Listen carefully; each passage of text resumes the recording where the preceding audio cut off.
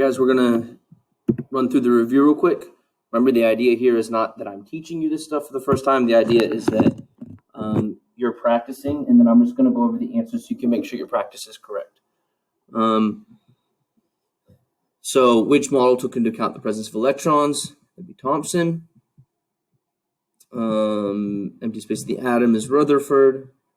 Heisenberg's uncertainty principle, that's going to be quantum. The circular orbits, that comes from Bohr's model. Law of definite composition and law of conservation of matter. If you look, Dalton's model is described in the very beginning of lesson 11 as the model that he started using these things. That's how he got it. How many electrons can be found when n is equal to 2? This is where you 2n squared. So if n is 2, you square 2 to get 4, and then you double it to get 8. What's the highest sublevel when n equals 6? Well, we're going to go one below that, so we'll get to 5. How many orbitals are present when L equals 3? So you double L and then add 1. So we'll get 7. And then right here, I just ask you to do, for these three elements, to do an electron configuration and an orbital notation. And then you will look at this video to double check, make sure you're doing it right. So make sure you've tried this before you hear me or watch me go over it. So we're going to do helium. So we'll do helium. What is Z equals 2? We're going to do fluorine, where Z equals 9. And we'll do iron, where Z equals 26.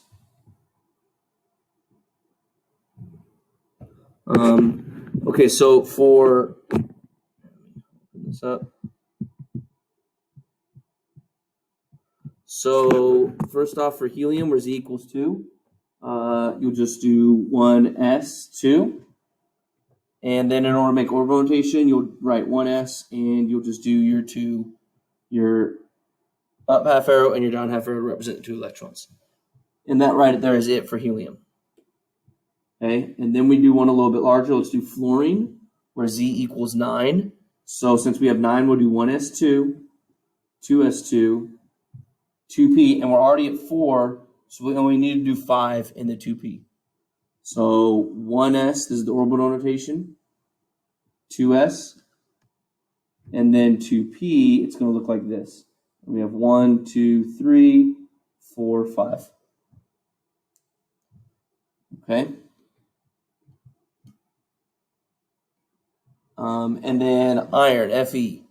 So we're going to have 26. So we'll do 1s2, 2s2, 2p6, 3s2, and then next is 3p6. And then remember, let's double check what we're at now. We're at 18. Remember, the next thing after 3p is actually 4s, and then you go to 3d. That's a diagonal line rule. So this puts us at 20, and we need to have 6 more. And now we're at 26. So it's going to look like this. 1s, 2s, 2p, 3s. I know for the long ones, this gets very tedious. And then 4s, and then 3d. And remember Hund's rule. You're going to give all of them 1, and then you start doubling them up. So we'll have a 6th that goes right there. So that's what the orbital notation looks like for the final thing, iron. So make sure you're comfortable with all this material. This is the type of stuff you will have on the test on Friday.